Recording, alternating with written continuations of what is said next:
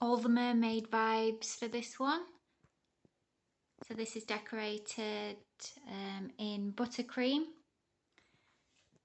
So I've done like an ombre effect. You'll have to excuse my camera, there's like a dark dot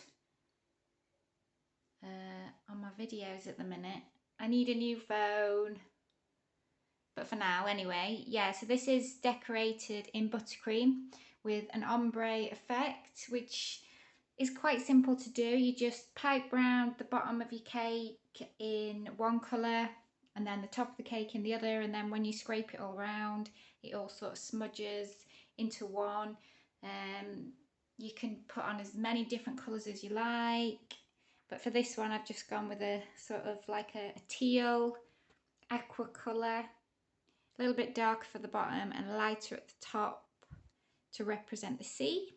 And then I've just used an offset spatula to go round and just create these little textured lines to represent waves, I suppose, to go with the theme. And then it's got oodles of sprinkles, little chocolate pearls, little meringues.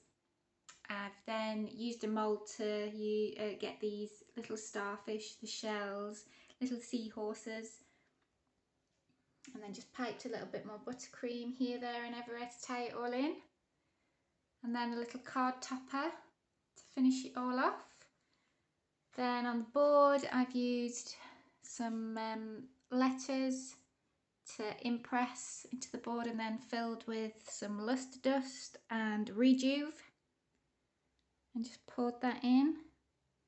So yeah, you can't actually tell how big this one is, but it's a huge 8-inch round and it stands about 6-7 inches tall. So it's a big one, but it's beautiful.